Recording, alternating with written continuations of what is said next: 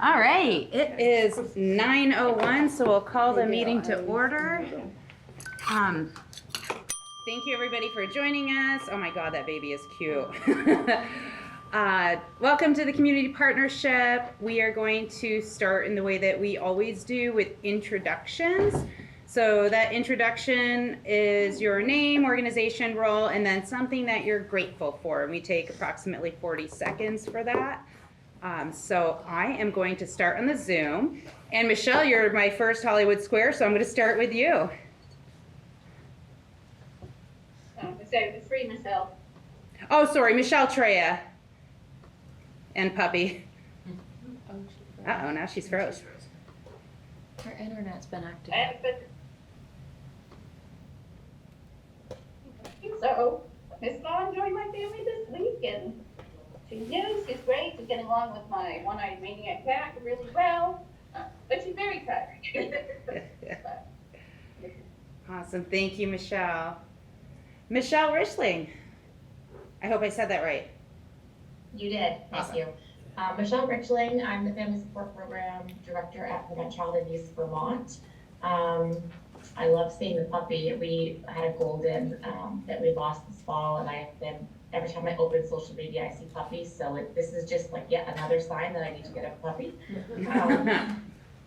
This week, grateful for technology. It's saved me multiple times this week. It's been a crazy week, and I don't think I would be able to fit everything in if I did not have the use of working from home and technology.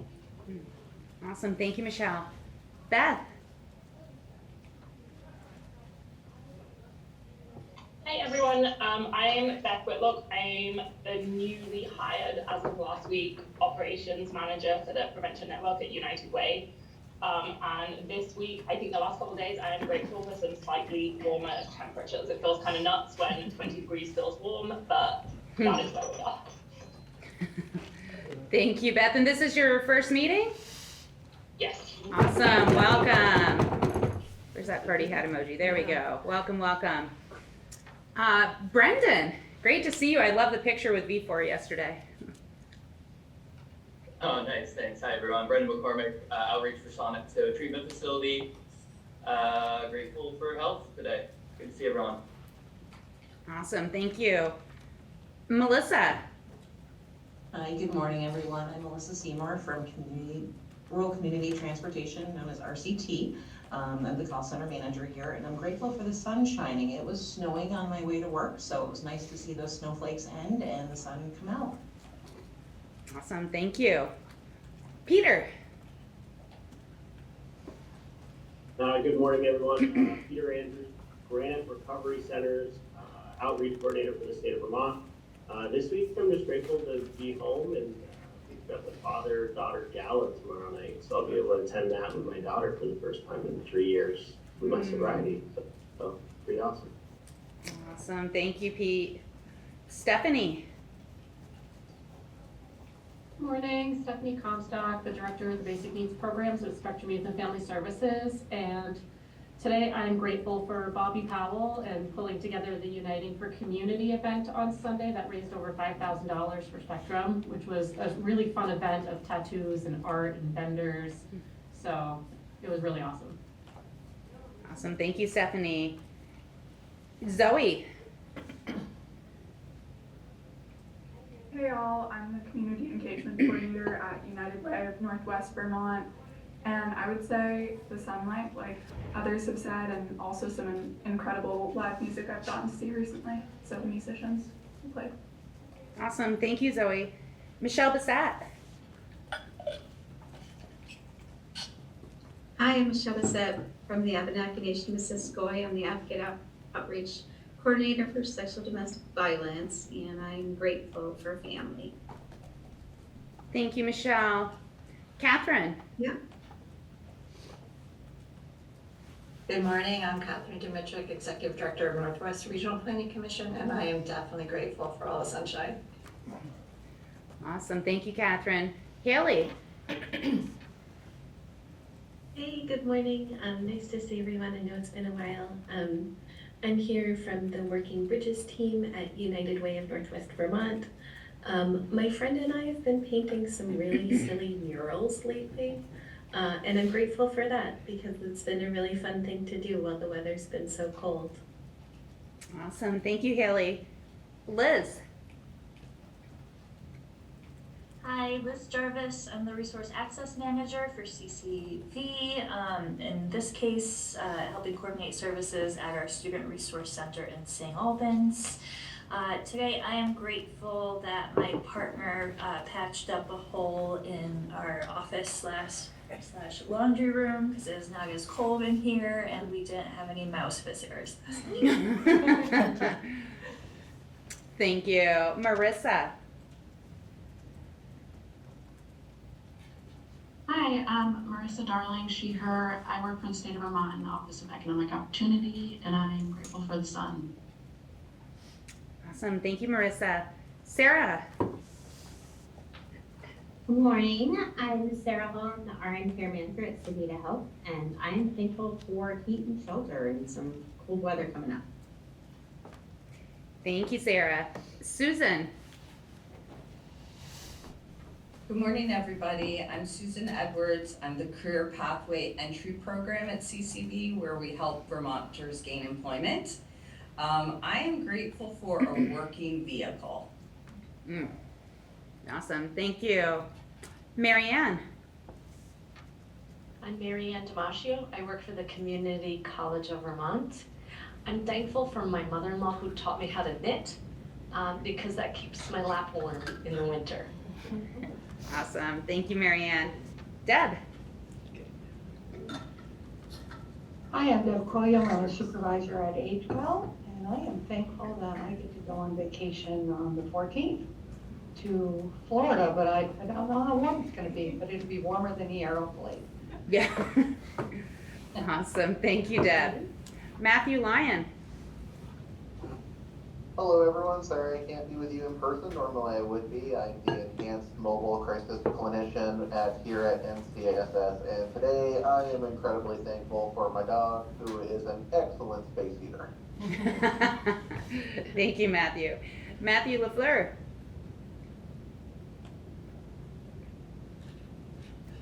Greetings, good morning everybody. Yes, I'm Matthew LaFleur, I use he, him pronouns. I'm actually a member of the state of Vermont Climate Council and Vermont League of Cities and Towns. I play a dual role in that role, very important role, but a dual role at least, very busy. But I'm looking for, like everybody else, for warmer weather. I'm grateful for warm weather. Like I said, 29, 30 degrees may not be as warm, but it's warmer than the single digits, when it happens the past few months. So yeah, looking forward for more warmer weather in the coming future. Thank you. Thank you, Matthew. Ali. Yes, this is Ali, Building Bright Features Regional Manager. I cover Chittenden and Franklin Grand Island counties, and I am thankful for my family and community. Awesome, thank you. I think I got everybody on Zoom. I'm going to pause. Is there anybody that I missed? Okay. So we'll come to the room now, and I will start to my left. All right, hey everyone, good morning. Danny Roberts, the Director of Community Relations here at NCSS, and I would say I'm grateful for my health recently. I've been pretty sick the entire month of January, so it feels good to feel good. Yeah. I'm Brittany Sweet. I am the founder of a new nonprofit that is going to be focusing on residential services for youth in recovery. And I'm also the new Reach Up Wellness Coach here at NCSS. Lindsay Hun, I'm the Early Childhood Resource Team Leader here at NCSS, and I am grateful for our community.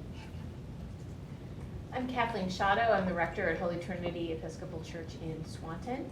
And today I am thankful, as much as I love winter, because I do, for the temperatures warming up enough that I no longer have to wear the stupid knit cap, because I hate those things. My name is Sarah Teller. I'm the Regional Director for Vermont Adult Learning in St. Albans, as well as our Burlington Center. Fairly new to this group. This is my third meeting, so I'm excited to be here. And I'm most grateful because as of yesterday, the House officially signed our our bill, our package for our funding for the fiscal year 2026 for adult education. So I'm grateful for that today. Thanks. My name is Randy Allen. I'm a recovery coach, Turning Point in Franklin County. And I'm just grateful I get to do what I do. Karen Heinlein, Grander, Director of the Turning Point, and I'm grateful for a drive-through car wash. I'm Katie DeForge. I'm the Assistant Director at the Turning Point of Franklin County, and today I am grateful for my son's teacher. He's had a couple tough mornings, and she's been fantastic. I'm Matthew Gillespie. I'm a recovery coach at Turning Point of Franklin County, and I'm grateful for just the good people I have in my life today. I'm Ken Hammond. I'm the Field Services Director with Agency of Human Services, and I'm grateful that my son went to New Zealand so I can go visit in 2 weeks. And it's summer there. Yeah. Could have lived vicariously through So you. it's nice that it's 25, but I'm looking forward to 85. I'm Shayna Pleva, and I'm a licensed clinical social worker. I own my private practice, Hope and Resilience Therapy. And today I'm grateful to be here because it's my first meeting and I'm excited to get integrated in the community. Yay! Welcome, Jada. And can I bother you? Can you spell your last name? Because I didn't know that last name when I first met you. Yes, it's I got married, so that's why. Congratulations. Thanks. Pleva. Beautiful. Thank you. Welcome. Thank you. John Gorton, Sheldon Methodist Church Food Shelf, and I'm thankful for today for volunteer fire departments. Back just before Christmas, we had a house fire. Sheldon got there in about 10 minutes, and within about 20 minutes, there were like 7 fire trucks and 2 rescue vehicles outside my house. They were able to limit the actual fire damage to 1 room, which was totally destroyed. But the rest of the house, there was some smoke damage and stuff. Some smoke damage, a little bit of water damage in the rest of the house, but they limited. The house is an 1850s vintage old farmhouse. If the fire had gotten either into the wall or through the room and into the ceiling, the whole house would have been gone in probably 20 minutes. But they limited the damage to just that one room. Glad you're okay. Yeah. Maybe next month I'll be able to parrot Danielle and say I'm happy about my health. Yeah. I'll find out more on Monday. Thanks. I'm Jessica Frost, the Manager of Population Health at NMC and the Blueprint Program Manager. And I'm grateful for my friend Pam, who's opened a new yoga studio on Center Street. And it's cozy and amazing, and I get to teach there too. So it's been really nice, especially in the winter. And I'm going to give Hunter a chance to say something he's grateful for. I know he loves it when I call on him behind that camera. Yeah, so I'm Hunter Tyra. I work at Northwest Access TV, and I'm grateful I had this meeting on my schedule this week. I've been having a lot of late days, and I was also just very sick through January. So my sleep schedule's kind of been all over the place because I was sleeping all day before, been working a lot of late nights recently. So having work to do early in the morning to just kind of set me straight was definitely a positive thing this week. Awesome. Thanks for being here. We love setting people straight. We really appreciate Northwest Access every month being faithful to record this for people that can't make it. My name is Melinda White, Recovery Coach Supervisor in the Emergency Department and co-founder of the Substance Use Addiction Summit. And I am grateful, and I feel like I say this a lot, but it's just the reality of it, grateful for our partners, grateful for the people I get to work with. I did coffee with a couple of partners yesterday, and there was never really an agenda laid out, and by the end of it, because we kind of, all 3 of us like to talk, so it was almost 2 hours later, and it's like, did we even get to the reason why we were meeting? And one of them said it was just to connect, right? And just having that feeling of like, you know, that family feel with people you work with is really special, and also doing the type of work that we do with helping people not die of addiction, right? Not freeze outside when they're homeless. I just feel like we're really blessed to be in this part of the state as we are. And I love my coworkers. I get so much strength from them, and they help keep me straight. So I am very grateful for the people that I'm surrounded by. So the next item on our agenda, I think I got everybody. I'm going to pause one more second. Is there anybody I missed? Anybody that came onto Zoom late? Okay. I am going to pull up the agenda. So in the meeting packet, we had sent out both December and January minutes. So just want to pause, and if there's anybody who would like to make a motion to approve, or if you saw any edits or modifications, just let us know. All motion to approve. Thank you. So John Gorton motioned. Any second? I'll second it. Thank you, Jess Frost. All in favor? Any opposed? All right. So our presenter this month is Michelle Richling with Prevent Child Abuse Vermont. We had been booking out quite a bit in advance, still are, as far as like openings on the schedule. So it was a while ago that she had reached out, and I'm really excited that she's finally going to get a chance to do her presentation. So Michelle is on Zoom and will be sharing her PowerPoint from Zoom. So we'll give you a chance to open it up, Michelle, and make sure that things go smoothly technically.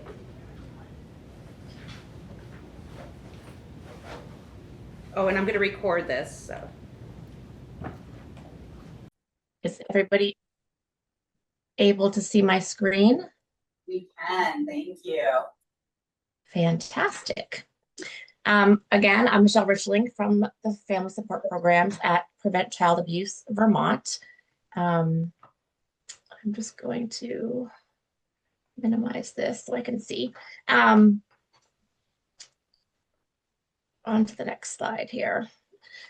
So our mission at Prevent Child Abuse Vermont is promoting and supporting healthy relationships with families, schools, and communities to eliminate child abuse. Today, we're going to talk about the family support programs, but there are two other programs, under our umbrella that you may have heard of or be interested in, that I'm not going to go into detail about today. But we do have a Safe Sleep for Infants and Toddlers program that provides trainings and resources to prevent abusive head trauma, formerly known as shaken baby syndrome, and to provide safe environments, including safe sleep for infants and toddlers.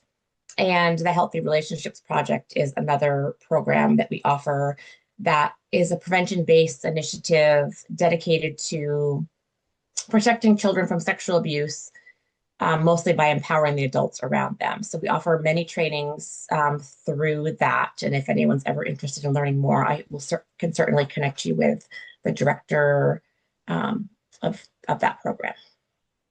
But today we're going to focus on the family support programs, which many of you perhaps have heard about. We offer a variety of programs, including the Nurturing Parenting Program, Strengthening Families programs, a Circle of Parent Support Group, and then Inside Out Dad, which is a program specifically for men who are incarcerated. All of our programs are evidence-based. They're free of charge. They're offered virtually for the most part.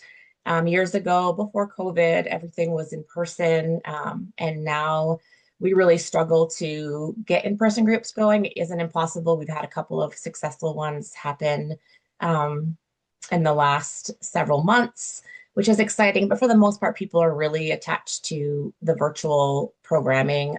It eliminates a lot of barriers for parents with transportation, with childcare.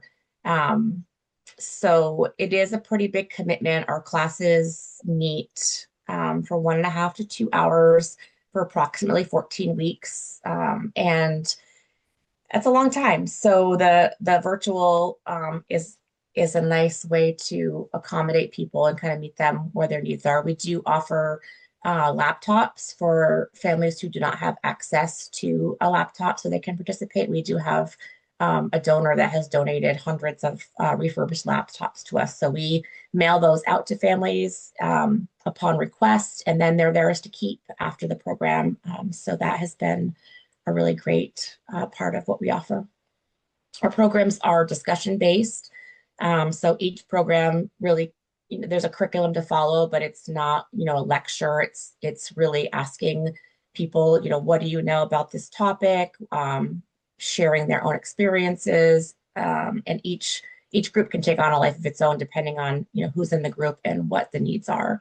Our facilitators are all trained, and we do have volunteers. Right now I think we have over almost 25 trained volunteers offering programming, which is amazing. We've really built that up. We train volunteers. They have to complete a 14-week program with one of our facilitators to become fully trained, and then they can offer the programming themselves. So that has been a great addition to have extra people offering the programming. So breaking down each program a little bit, the nurturing parenting programs, the focus is really strengthening parents' knowledge, skills, and confidence so they can create supportive, nurturing environments for their children. Overall, the goal is to help parents feel supported and equipped to raise healthy, resilient children in safe and loving homes. Under the nurturing parenting umbrella, we have 4 programs that we typically use. So nurturing skills for families is for any parent who has a child birth to age 17. Nurturing fathers program is just for dads. The nurturing program for families in substance use treatment and recovery is for parents who are in recovery, and there's a focus on, parenting through the lens of recovery. And then we have a prenatal nurturing program for prenatal families and perinatal families. The Strengthening Families program, right along the same lines, the focus is on building resiliency, reducing risk by enhancing the protective factors, and helping families thrive.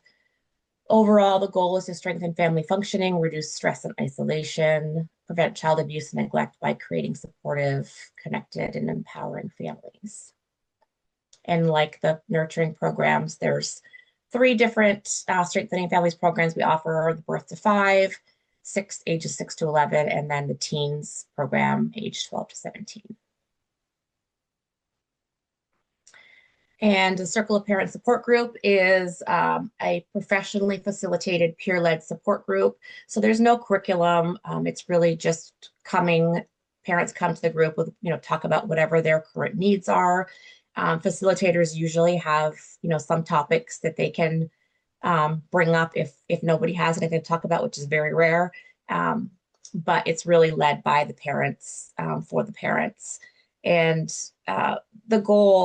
one of the goals of the support group is to decrease isolation and for families to feel more supported, and know that there's other parents out there who are sharing the same challenges, and to, be able to give back, to get help and to give back to other families. The groups that we currently have going for the Circle of Parents, we have a virtual fathers group. We have 2 perinatal groups, one that meets in person and one that meets virtually. We have a recovery group that just started at the newly opened Valley Vista in Virgins. And we have a fathers group that happens in the Correctional Center in Swanton. We, in the past, have had a variety of different circles. We find that parents really like to have more niche groups. We've done like a teens circle of parents. We do, the recovery. We've done parents of children in foster care. Single moms has been really popular, and children with special needs. We are currently looking for facilitators of the Circle of Parents program. If you know anyone who would be interested in facilitating, we would always welcome that. There is no extensive training that goes along with that facilitation of a circle, but we do have parents who are interested. We would help, promote and fill those groups if anyone was ever interested in starting a Circle of Parents group. And then last but not least, our Inside Out Dad program. This is 12 sessions offered in the correctional facilities. In 2004, we were working in all 5 of the men's prisons. Currently, we are just working in Newport, Swanton, St. Johnsbury. We don't have anyone in the southern part of the state right now for our coordinators, so we're not able to work in Springfield and Rutland at this time. But these groups really focus on helping fathers and father figures better understand themselves so they can show up more positively and consistently for their children. This is one of my favorite programs, to hear the stories that come from the dads in prison about, there's so much, we hear so much shame involved with these dads for being incarcerated and not wanting their children to follow in their footsteps. A lot of these dads don't have contact with their children because they don't feel like they're deserving of it. They don't feel like their kids want to hear from them. So it's really, teaching them how important that relationship is and to, continually reach out, even if they don't hear back, to write letters, to write in journals, and to work on, on themselves and their skills so they can show up for their kids, when and if their kids are ready to have a relationship with them. Looking at the population that we serve, 53% of our parents are in treatment and recovery. 70% have a household income of between 0 and 40,000. 50%, 58% males, 42% females. I think the male number is a little bit higher because of the work that we do in the prisons. 48 involved with corrections, and 63% of families have DCF involvement. So the families that we were working with are facing a multitude of challenges. Many don't have custody of their kids and are taking our programs in order to have a chance at reunification. So we really work hard to support the families that we work with, meet them where they're at, and try to do our best to get them to show up each week, which can be really challenging when they have a lot on their plates. As I mentioned, our groups meet for 12 to 14 weeks, depending on the program, their consecutive weeks. In addition to meeting weekly, we do offer one-on-one calls. When we worked in person, we would be able to check in with people before or after group. We don't have that luxury now with the virtual world, so we offer one-on-one phone calls for people who are interested, checking in, seeing how things are going, if they're having any trouble meeting basic needs, if we can connect them with resources, how the skills are translating into their homes, if they're having we do like home practice assignments. Sometimes that can be a challenge if parents don't have custody of their kids. So trying to problem solve, like how can you practice these skills in other relationships in your world if you don't have access to your children right now. A lot of the skills, overlap into any relationship that you're in. So helping them understand how to practice what they're learning, sharing resources. We have resource slides within each week at the end of our PowerPoints. We share different resources throughout Vermont that we can connect them with. We offer referrals, and then just ongoing support. A lot of parents keep in touch with the facilitators after the program is done. A lot of parents want to sign up for another program because they feel like the support that they've received is really valuable. So they'll take another program or they'll join one of our circles. And just, we love to hear updates. If someone has been reunified with their children, they'll send photos. So just really, really staying connected and offering that ongoing support is important for us. With regard to enrolling and referrals, we do receive a lot of referrals listed here: DCF, probation and parole, family court, school counselors, therapists, and anyone can refer a family to us. And then we will reach out to them and say, we've received a referral. Here's what we can offer, and try to get them connected with whatever works for their schedule, whatever their needs are. Parents can enroll themselves if they're interested or they hear about us. And then we have programs that we partner with, correctional facilities, like I mentioned, recovery centers, parent-child centers that sometimes offer closed groups to, their people that they're working with. So parent-child centers, it might be, families that are going to the parent-child center. We have trained several people throughout the state at parent-child centers to offer programming. They can just offer it without, once they're trained, they can offer it without our support. We do offer support. And then same with recovery Turning Point centers. We are training and have trained recovery coaches to offer our programming as well. And we're always happy to do that.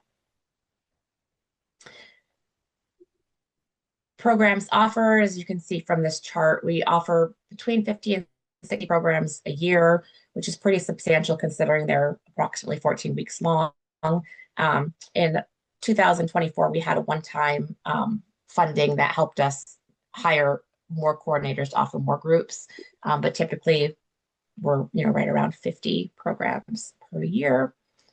And the way that we track impacted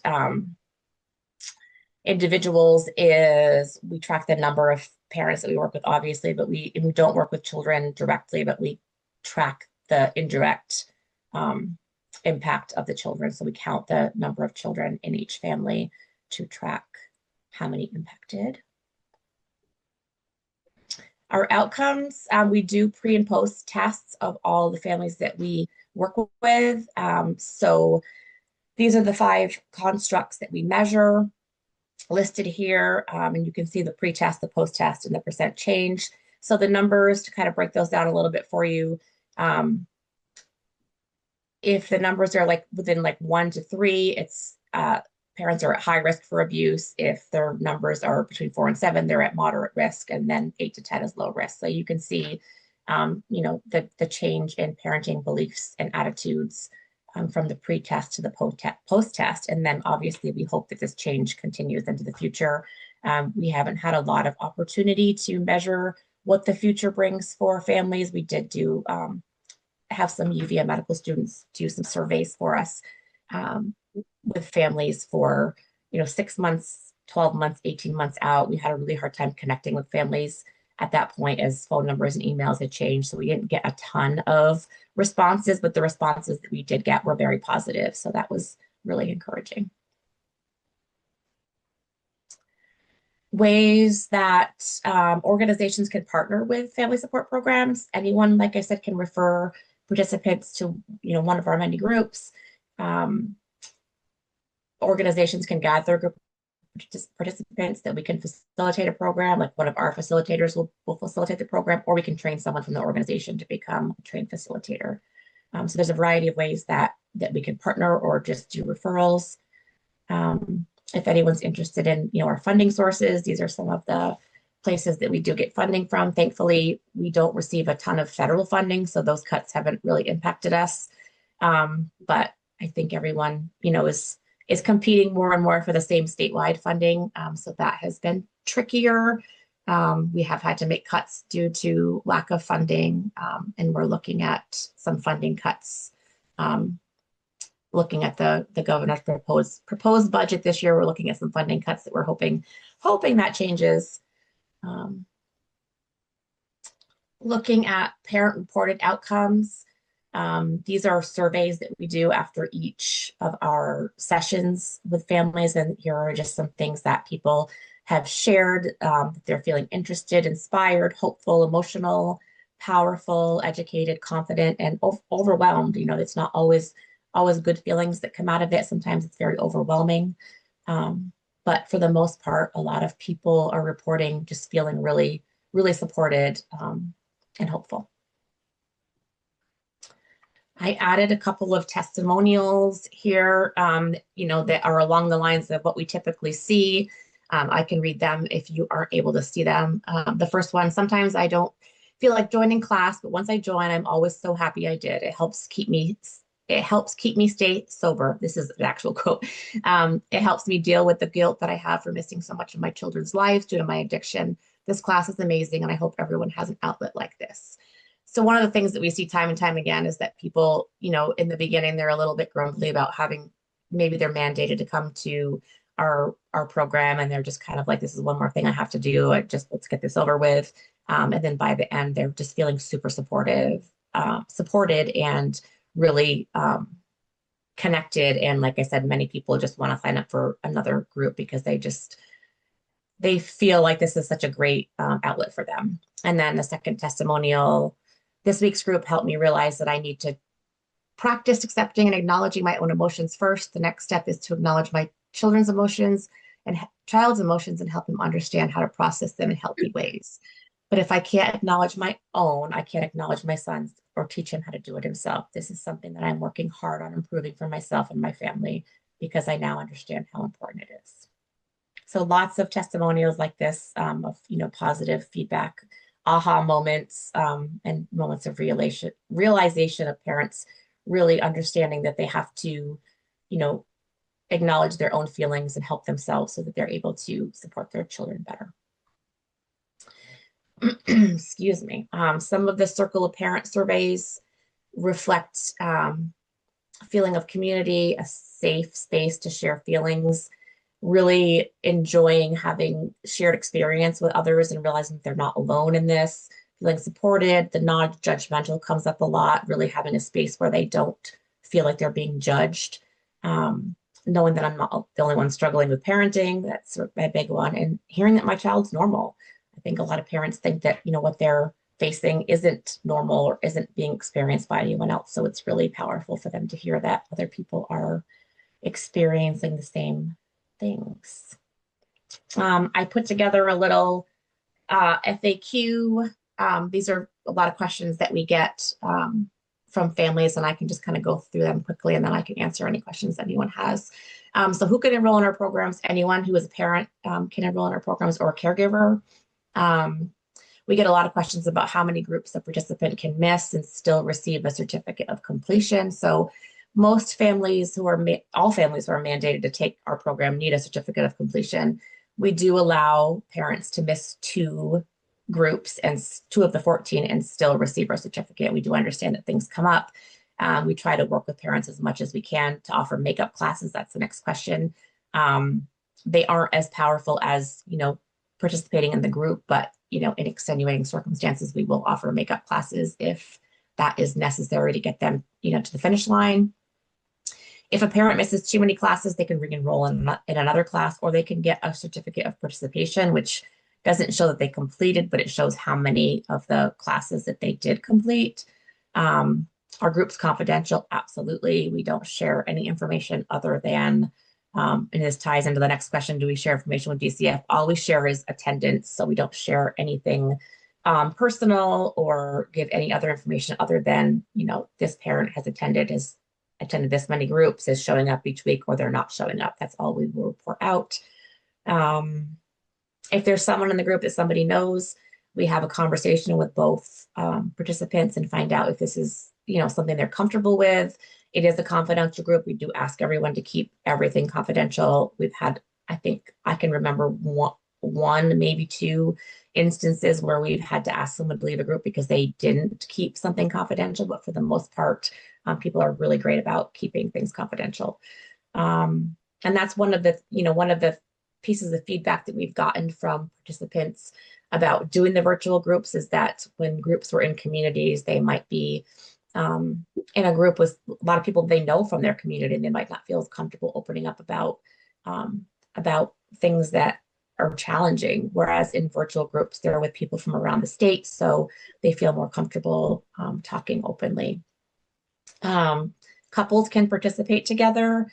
We do ask if there's a history of domestic violence. If that is the case, we do split couples up. If it's going to be an issue, we have plenty of groups. We have about 4 to 5 groups, starting each month. And any given week, we have like 13 to 14 groups happening. So there's a lot of opportunity to have people in different groups if that is necessary. And then what if a participant doesn't have a computer? I kind of like donated computers that we can offer families so they can participate. And then lastly, I do send out a constant contact monthly for that has a printable flyer with all of our upcoming programs. If you don't receive that and you'd like to receive that, shoot me an email, or you can put your email in the chat, and I'd be happy to send that out to you. I don't like to bombard people's inboxes, so I do only send it out once a month, and just gives it. You can click on how to refer, you can click on enroll, and then you have a printable flyer that you can hang up or you can share with families. So happy to get you connected with that if you'd like to receive those. That was a lot of information, so I'm happy to answer any questions that anybody has.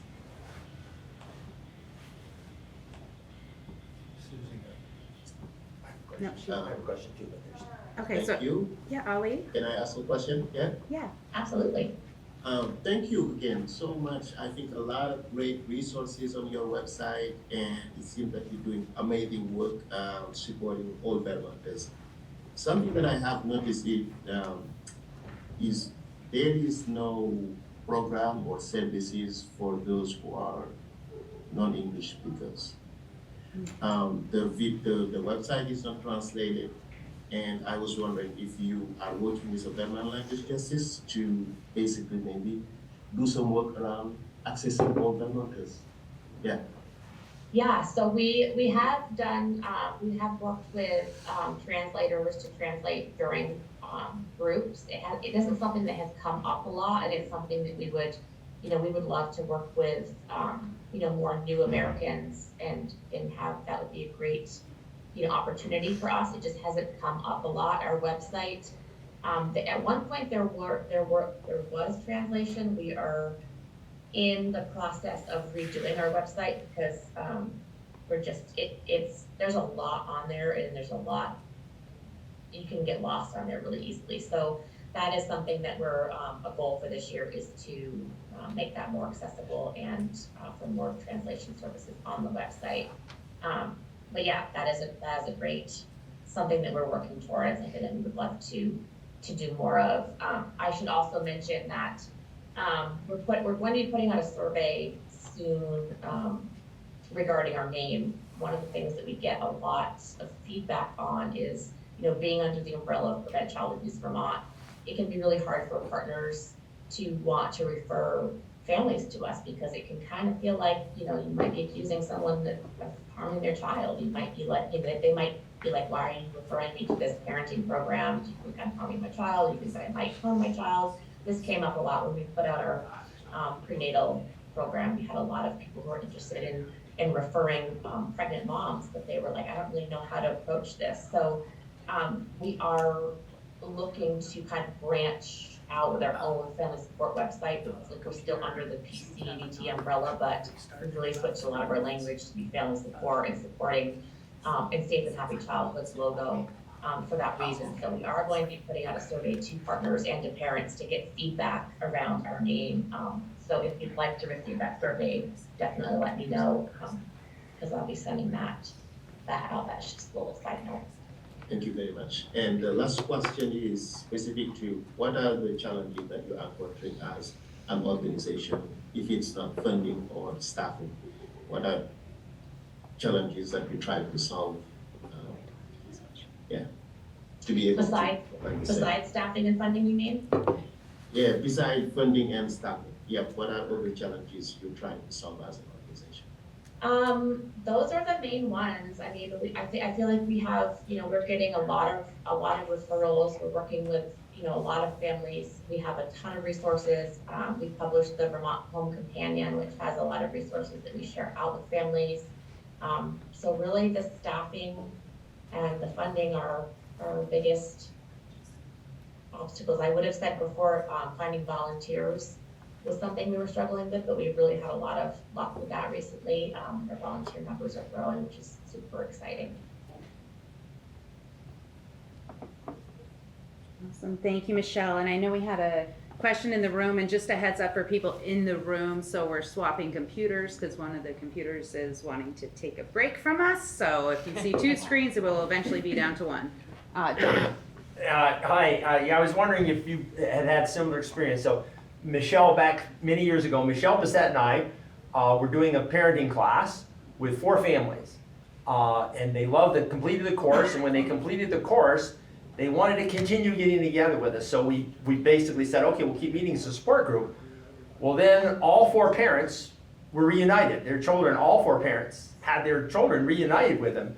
And all of a sudden, once they had their children back, it became really challenging to try to have a support group meeting. It was easy when they didn't have their kids. They could all just come and we could get together, and we get together once a week and we talk and play games and stuff. But all of a sudden, they all got their kids back. It got really hard to try to do the support group. I'm just wondering if you've had that same kind of experience with other folks.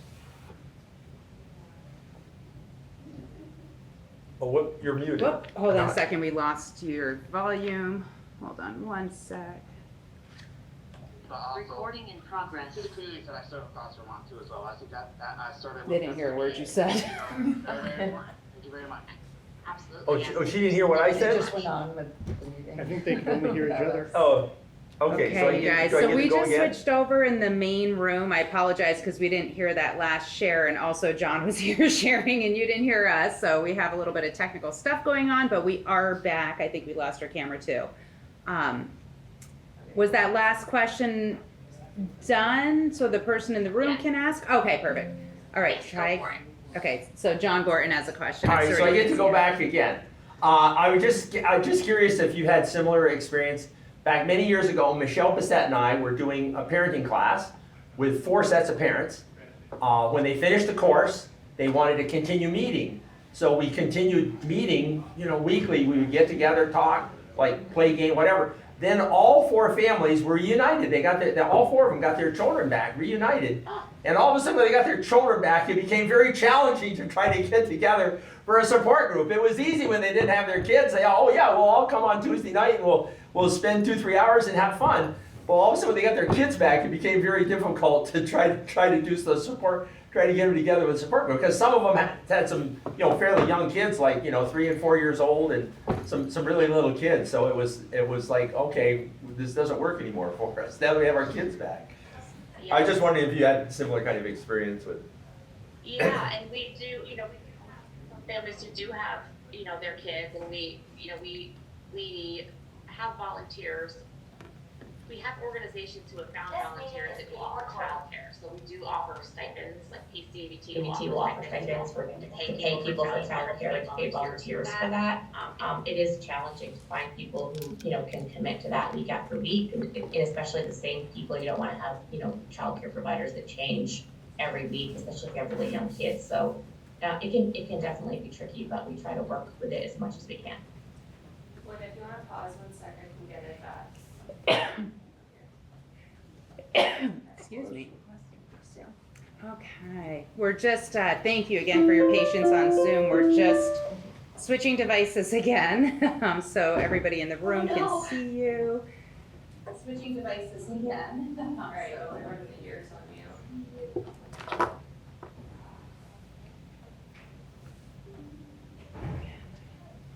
And then you can unplug yours. Sorry. Yeah, I did.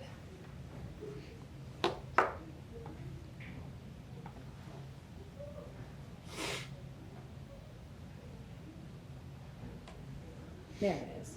Oop. There. Okay, thank you for your patience. We've switched devices again so everybody can see you all and hear you better.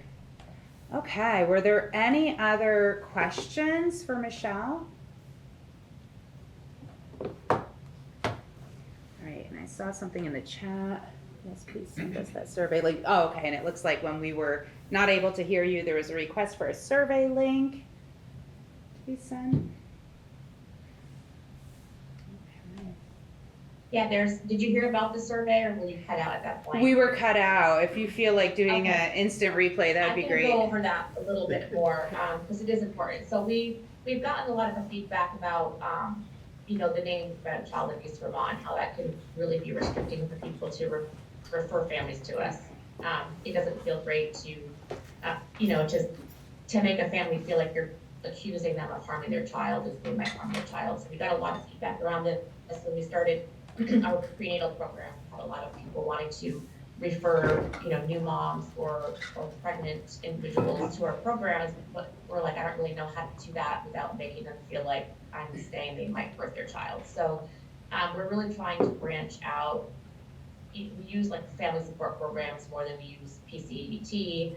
We use Safe and Happy Childhood's logo rather than, the pinwheel logo that PCABT uses. So we're trying to create our own website and kind of come away from that, separate ourselves a little bit. So we're putting together a survey, one for parents and one for partners, to give us feedback on, our website, changes that we can make, name changes, things that will make us more accessible for both referrals and for families to feel more comfortable accessing our programs. So I am finalizing those surveys and we'll be sending them out. So I'm happy to send them to this group so that you can share them out, if everyone can share accordingly, or if you want to shoot me your email, I can send it individually as well. Awesome, thank you, Michelle. I'm going to put the email address for the FGICP Gmail, and that way when it is available, and of course you can always email it to me too, but if you send it there, then it'll automatically get sent out in our updates. So thank you for Perfect. That. And I can send you my PowerPoints as well. I'm sorry I didn't do that prior to this morning. No problem, thank you for that. Okay, does anybody else have questions? All right. Well, thank you so much, Michelle. Beautiful job. Of course, thank you so much. Really appreciate you sharing about your programs. We were able to witness them too, right at the turning point pre-COVID. Some of those parenting Yes. supports, and it was just great to see everybody there. And the food smelled really good. So we're gonna move on, and I know we got started a little bit earlier than usual on the agenda because our introductions went fairly quickly. So we're at the portion of the meeting where we do updates and announcements. Sometimes we run out of time to do any of this. So this is an opportunity if anybody wants to share about any upcoming initiatives, events, announcement, it would be a good time to do so. I'll go John? for a second. Yeah. Yeah, I really should have been given a twofer since I came in late last month and didn't get in to them. No, I'm very thankful. We continue, we're seeing a lot of new families. This last week we had 10 families walk through our door for food who had never, ever had to come to a food shelf before.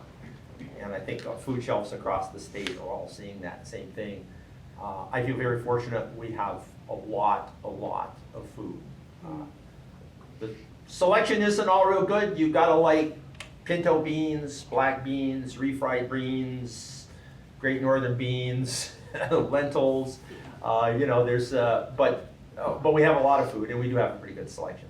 But also, I'm working on collaborating with RCT and with the Notch in Richford to apply for a grant which would let us run a bus at least once a month, maybe twice a month, run an RCT bus from Richford Notch to come to my food shelf, bring people to my food shelf, load them up with food, and then take them back to Richford. And that kind of came out of this meeting, when RCT first showed up at this meeting. Awesome. Thank you, John. Anybody else? Organizational updates, events? Yes. I'll give another reminder. The Vermont Adult Learning location we moved as of January 1st. We are at 97 North Main on the second floor. If you know where CCB is, we share a space with them now.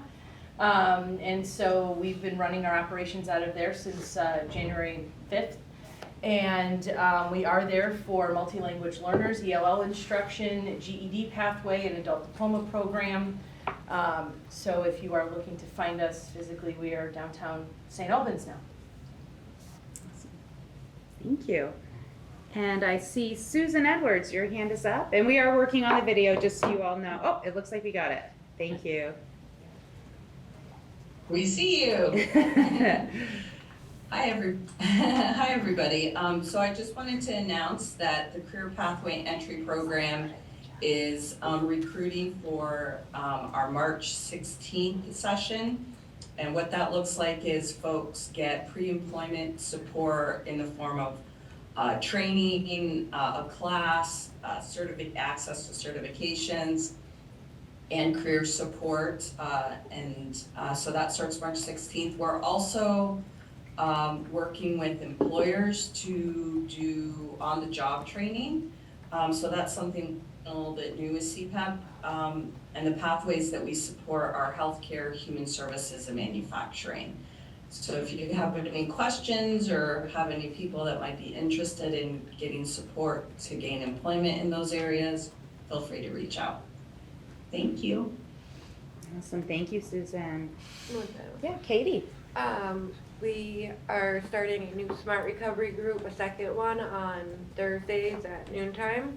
And we also recently started a crafting group on Thursdays at 10:30 as well. Awesome. Thank you.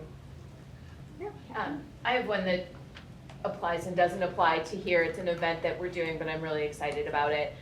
So Holy Trinity on February 15th, which is a Sunday, at 2:30, we're going to be doing a screening of a documentary that's been out for a couple of years. It's called The Philadelphia 11. It is the story of the first 11 women ordained priests in the Episcopal Church.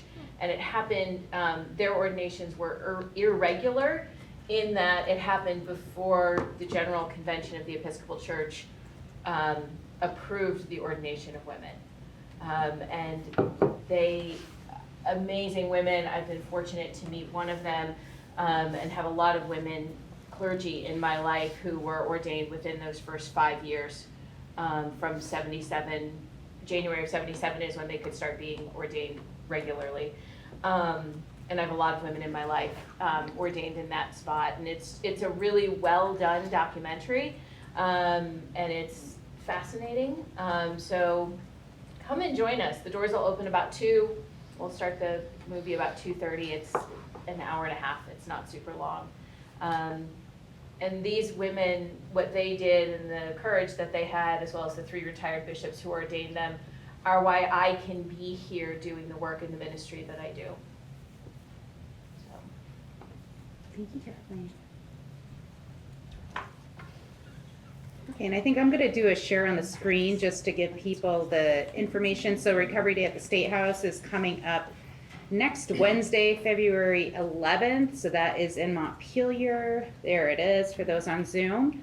So you can register and attend. It's hybrid. So you can either go in person in Montpelier or you can watch it via Zoom.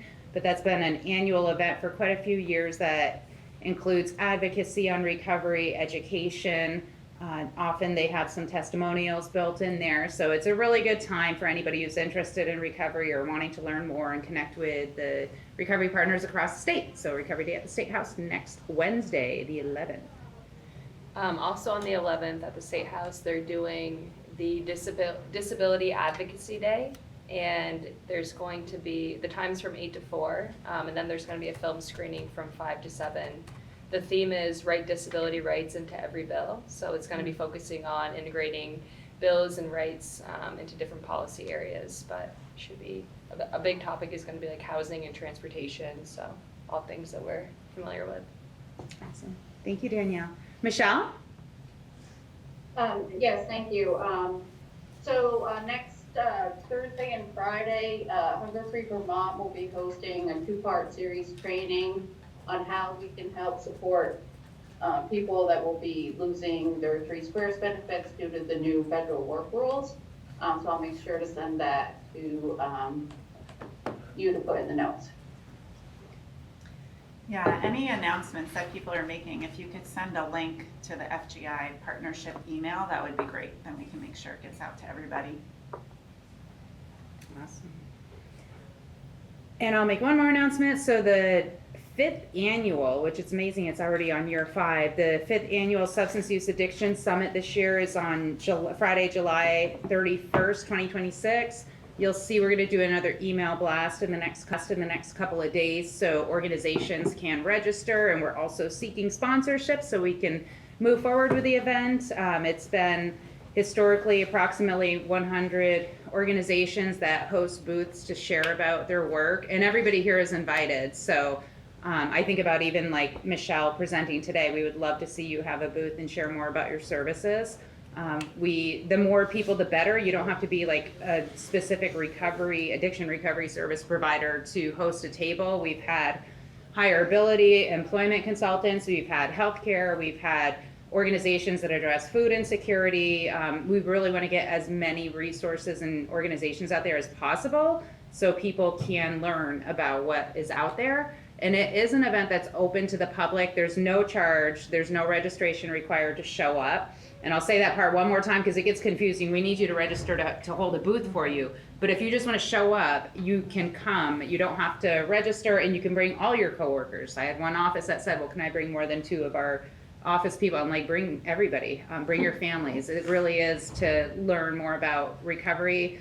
We talk about the strengths, we talk about the gaps. This year we're excited to have some presenter that will share about some new programs that have addressed the gaps in our system since our first 4 summits. So really great time. We've got entertainment, there are food booths. We do the summit itself in the morning from 10 to 11:45 in the morning, and we typically have people who are legislators, service providers, leaders across the state. So again, just show up if you want to attend, show up at any part in the day, and if you want to host a booth, you'll see again an email coming out soon. If you fear that I don't have your email address, please send me an email or put your email address in the chat so I can make sure everybody's invited. But that will be Friday, July 31st, and it's coming faster than I have imagined, so which means the sunshine will be too.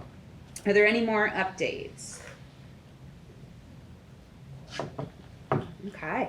Well, in good Kristen Pryor fashion, I'm going to say you can enjoy the gift of time because we are done early and we don't hold people just to hold people for a meeting. So thank everybody for coming. Michelle, thank you again for a beautiful professional presentation. We appreciate you. We'll get your PowerPoint out to our recipients and meeting minutes and all that good jazz. And otherwise, everybody enjoy your day.